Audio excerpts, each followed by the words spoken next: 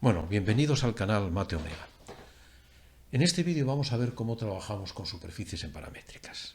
Bueno, si nosotros tenemos, esa es una superficie, nosotros, y aquí recordar cuando estudiábamos las funciones de dos variables, que nosotros podíamos hacer la representación de esa superficie con los gráficos de funciones de dos variables, tanto en forma explícita como forma implícita. Bueno, lo que vamos a tratar en este vídeo es otra manera de representar o otra forma de representar las superficies, que es mediante forma paramétrica de S, que es lo que queremos hacer, ¿no? Bueno, para eso vamos a fijarnos en esta figura que tenemos aquí, ¿no? Aquí vemos que tenemos una superficie S en el espacio y tenemos aquí un dominio en el plano, ¿eh? Vemos aquí el dominio D y un punto del dominio. Bueno, pues nosotros lo que pretendemos es hacer, o vamos a hacer una definición de lo que es una superficie en paramétricas. Bueno, una parametrización de una superficie es una función vectorial, la que tenemos aquí, y como vemos aquí es una función vectorial, cuyo dominio está en R2, este es el dominio D, que está en R2, dependiendo de los parámetros U y V, y cuya imagen es esta superficie que tenemos aquí, que está en R3. Es decir, para cada punto U y V del dominio, nosotros, mediante esta función vectorial, obtenemos un punto de la superficie.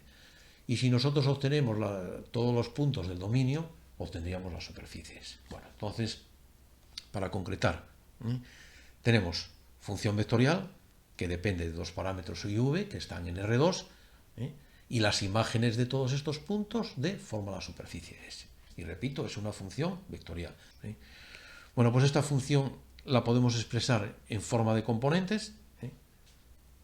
Sus componentes, como vemos, son X y Z, lógicamente, porque estamos en el espacio, y cada componente depende del parámetro U y el parámetro V. También los podemos expresar forma vectorial propiamente dicha, como vemos aquí, o también lo podemos expresar en forma paramétrica, que es la forma que vamos a trabajar con ello. Es decir, cada punto X, Y Z que tenemos aquí de la superficie viene en función de los parámetros U y V que están definidos en el dominio, es un subconjunto del plano R2. Bueno, si alfa es diferenciable, decimos que la superficie es diferenciable. Bueno, aquí simplemente vamos a recordar la teoría brevemente para luego proceder a hacer algunos ejercicios. Bueno, ¿para qué nos sirve la parametrización de superficies? Bueno, entre otras cosas nos sirve para mejorar el estudio local de las superficies, es decir, hacerlo de una manera más sencilla, para calcular áreas de superficies y para calcular integrales de superficie, sobre todo en los problemas que nos proponen. Es decir, muchos de los problemas nos piden calcular integrales de superficie. Bueno, pues las integrales de superficie en forma paramétrica muchas veces son más sencillas que en forma cartesiana. Bueno, para comprender mejor todo esto, vamos a ver cómo parametrizamos una superficie. En este caso vamos a trabajar con una superficie que es precisamente esta esfera que tenemos aquí, de radio R, este es un punto de la esfera, y esta es la ecuación que sabemos de la esfera, x al cuadrado más y al cuadrado más z al cuadrado igual a r al cuadrado. Bueno, entonces, llegados a este punto, y hablando siempre de que tenemos que en matemática recordar conceptos anteriores, cuando trabajamos tanto con curvas en el plano, como curvas en el espacio, como superficies en el espacio, cuando hablamos de paramétricas conviene recordar muy bien las coordenadas polares, las coordenadas cilíndricas y las coordenadas esféricas. En este caso vamos a trabajar con las coordenadas esféricas. Tiene un punto P de la superficie, X y Z, tiene estas coordenadas esféricas. Este ángulo φ, esta distancia ρ y este ángulo θ que tenemos aquí, ¿no?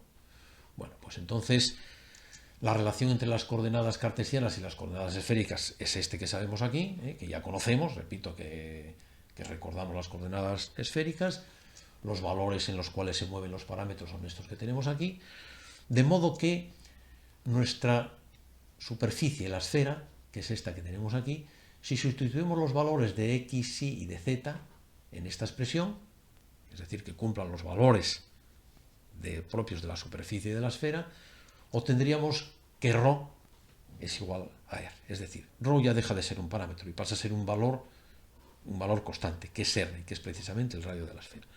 De modo que nuestras coordenadas esféricas se transforman en estas coordenadas que tenemos aquí. Y como vemos, x y z dependiendo solo ya de dos parámetros, parámetro phi y parámetro θ. R es constante. De modo que ya estamos en condiciones de definir una función vectorial cuyo dominio está en R2, cuya imagen está en R3 y es precisamente la superficie esférica.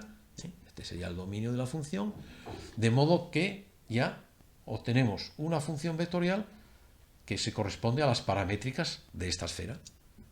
Esto sería en forma de componentes y esto sería en forma paramétrica propiamente dicha. Es decir, x y z dependen de los parámetros phi y de θ.